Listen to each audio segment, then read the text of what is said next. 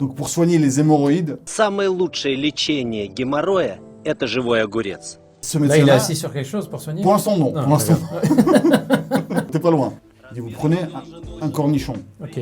qui pousse encore, vous l'arrachez pas. Donc à peu près la taille d'un pouce.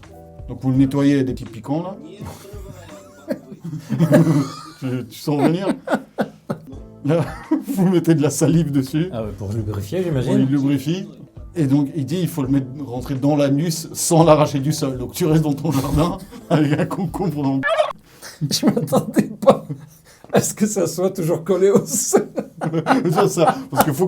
Et après, il dit l'énergie du sol rentre. Et tu vois, tu prends directement l'énergie du sol, de la planète dans l'anus. Est-ce que Je m'attendais pas à ça. Par contre, ce qui est pas con dedans, c'est qu'il y a de l'idée. Et ça s'appelle traitement compressif des hémorroïdes. Si vous avez des hémorroïdes, faites le test suivant. Vous lubrifiez votre doigt. Vous rentrez les hémorroïdes. Vous laissez votre doigt à l'intérieur et vous laissez votre doigt pendant plusieurs minutes. Au début, c'est un peu gênant, un peu douloureux. Au bout de plusieurs minutes, vous retirez votre doigt, vous réintroduisez le doigt et là, vous allez voir qu'il n'y a quasiment plus la boule. Ah ouais? Parce que le sang qu'il y avait dedans s'est vidé, vous l'avez poussé dans le corps. Et c'est exactement ce qui va se passer quand il va introduire le concombre. L'idée n'est pas idiote en soi. Par contre, je pense que tout le reste, le fait de sucer le concombre, de laisser dans le sol, etc., n'a pas grand intérêt. Énergie du sol, etc., bon, ça, j'ai du mal à y croire. Mais ça s'appelle compression mécanique des hémorroïdes. Et c'est connu, même dans les pays africains, c'est utilisé. C'est incroyable. Quitte à parler à s'enfoncer des fruits ou légumes dans des endroits intimes, tiens, toi qui es un peu expert dans les domaines de la Ah, sexualité. je pensais que j'allais dire expert dans le fait de s'enfoncer des... Écoute, en URSS, les jeunes, quand ils commençaient à pratiquer le sexe, en moyen de contraception, les préservatifs, ça se vendait quasi pas. Un des moyens qu'ils racontaient un peu partout et que beaucoup ont utilisé, c'est donc la femme prend une tranche de citron Ah oui, qu'elle met dans le vagin. dans le vagin, et pour que, apparemment, l'acidité du citron tue les Tous les spermatozoïdes. spermatozoïdes. Ça peut marcher. Ok. Pas à 100%. Les spermatozoïdes qu'il y a dans le sperme, quand ils sont dans le corps féminin, ils peuvent survivre 3 à 4 jours. Par contre, les spermatozoïdes, vous les mettez dans un autre milieu, et ils peuvent survivre 2-3 heures maximum. Ok. Oui, oui. Et là, l'idée du citron, c'est de changer le milieu, en fait. Au temps des Égyptiens, il y avait une méthode de contraception qui ressemblait à ça. Ils mettaient dedans du jus d'acacia, des excréments de crocodile, et je ne sais plus ce qu'il y avait dedans. Ah ouais, un morito dedans. Par contre, pour les femmes, les conséquences peuvent être très Bah, difficiles. Bonjour mes Yagadou. Aujourd'hui, on est avec un vrai docteur qui va analyser la médecine russe. Moi, je suis Gilbert aujourd'hui. En fait, je suis le médecin de la chaîne YouTube Charles.co, une chaîne YouTube sur laquelle je mets plein de sujets de santé de toutes sortes. Alors dites-moi, est-ce que vous êtes prêt à découvrir si la médecine traditionnelle russe a une vraie utilité ou pas? Alors, c'est parti. C'est pas comme ça qu'on prend le Doliprane. Hein. Faut pas le jeter comme ça. Hein. Troisième étage. Et en Russie, c'est cliché, mais c'est vrai que la vodka, souvent, c'est le remède à plein de choses. Pour la grippe, quand tu as une sensation de froid, c'est un verre de vodka, du poivre dedans. Ah. Ouh. Tu mélanges le tout. Après, du pain avec de la moutarde. Ouais. Et shot. Oh. À ton avis, ça suscite quoi, ça? T'as pas mal à l'estomac quand tu le fais. Ah oui, ça, t'as des brûlures. Par contre, il y a un truc intéressant dedans, c'est que l'alcool donne une sensation de chaleur. En fait, il ouvre les petites artères en périphérie du corps. Donc, quand on est grippé, souvent, on a des moments où on a très froid dans les mains et les pieds. Oui, c'est ça. Donc, c'est vrai que ça réchauffe. Le poivre et la moutarde donnent une sorte de bouffée de chaleur, comme le piment, en fait. Donc, tout, en fait... Donne une bouffée de chaleur. En fait, ça donne l'impression qu'on s'est réchauffé. Voilà, c'est une sensation. Donc, ça enlève juste cette sensation désagréable d'avoir froid. Okay. Par contre, c'est plus pour l'estomac que je suis en train de m'inquiéter. Je me dis, c'est pour détourner l'attention. Quand tu as mal au ventre, hop, tu penses j'ai mal au ventre, j'ai plus mal à la tête. Voilà. Pour la rhinopharyngite. Oui. Donc, il y a des huiles essentielles. Inhalation avec voilà. Donc, on fait le même type d'inhalation en Russie, sauf que presque, ça va. Donc, on dit souvent si la vodka, c'est l'alcool de patates. Oui, là, on prend juste les patates. Oui, je vois. Et adulte comme enfant? Ouais, moi, quand j'étais petit, souvent, on fait ça. Donc, avec une couverture, tu te mets des patates cuites et donc tu respires la vapeur. Donc, c'est vraiment un mini hammam. C'est un aérosol. Et c'est vrai que dans les patates, il y a l'amidon. Et il y a de J'allais te l'alcool. demander. Il y a toujours de l'alcool. Voilà, toujours il y a un peu d'alcool dedans. Et ouais. Ce qui est bien, c'est que tu peux les manger après. Ça, c'est un médicament où tu peux te faire un petit. En même temps, vu comment t'es au-dessus, si tu as éternué et craché dessus, moi je mange plus les patates. Hein.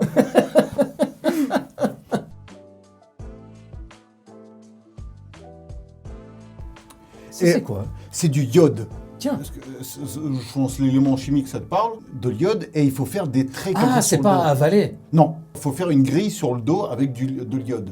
Alors Apparemment, là, en infusant pénétrant dans ta peau. alors j'avais jamais entendu parler de ça.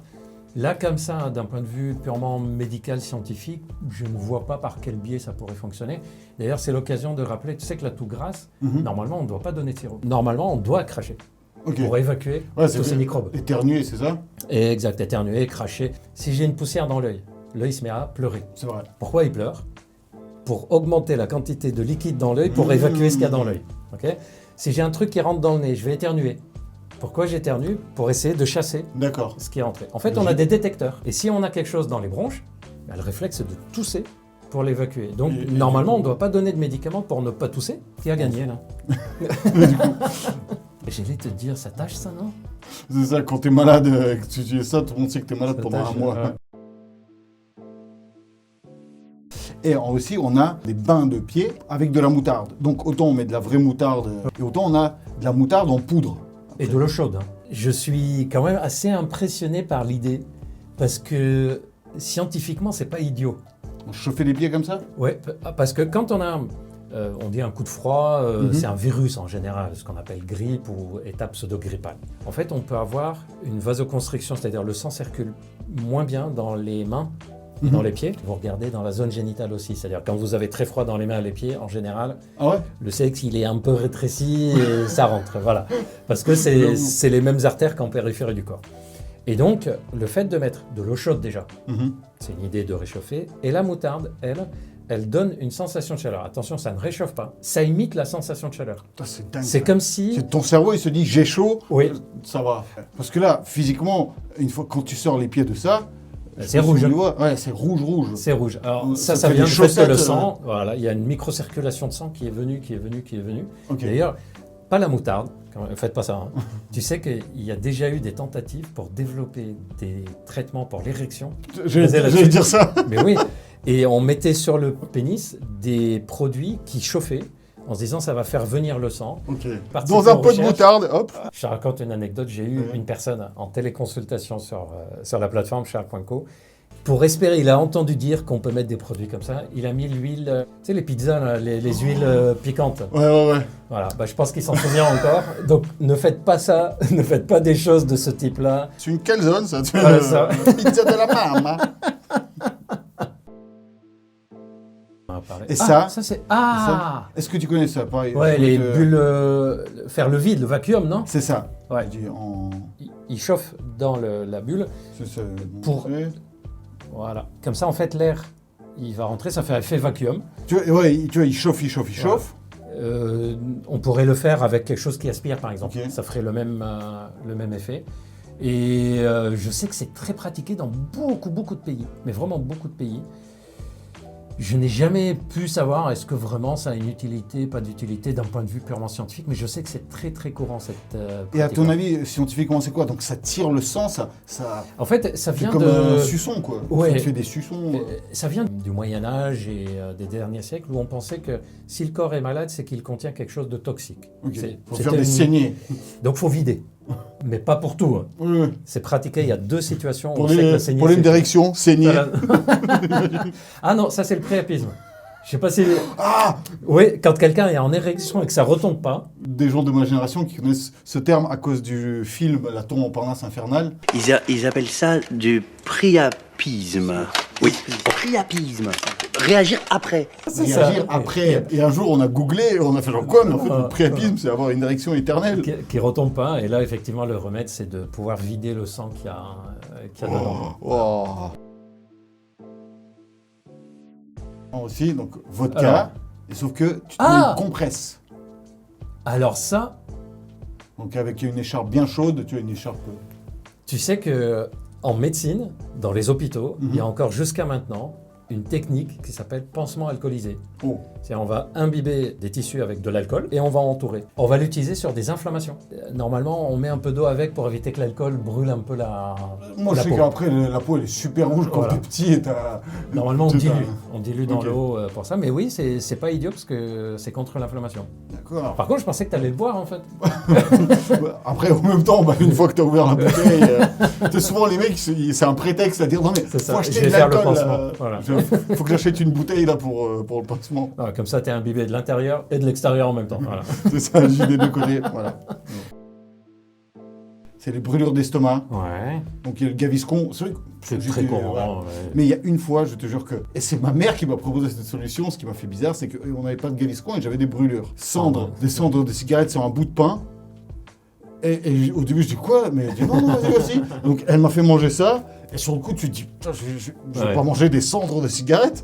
Et puis c'est Ça a dangereux. marché, non C'est du... Ouais, et le pire, c'est que ça a marché. Ouais. Donc je me dis, bah, ok, Alors, bah, la ça ne- cigarette, Ça ne aide. marcherait que sur les reflux. S'il y a un énorme ulcère, ça ne marcherait pas. Et en fait, c'est logique. Le gaviscon, c'est un truc qui va rentrer et qui va tapisser, tu vois, comme si tu mettais Ouais. de la peinture sur l'estomac. Oui. Et les cendres font la même chose, ça fait un peu Ah ouais tampon. Et il y a d'autres médecines traditionnelles comme ça où si tu te blesses, ben, ils prenaient des cendres, ils mélangeaient ça à du café et ils mettaient sur la Ah ouais peau pour faire comme un pansement en fait. L'idée n'est pas idiote. Tu deviens mais- un cendrier, quoi. Mais c'est très toxique. Ah, c'est très toxique. Et dis-moi, est-ce que ça a un sens? Qu'est-ce que tu fais? Des poils de chien? Tu vas les manger? Non. Les Tu mettre te dans fais un l'oreille. bouchon d'oreille, Et bam.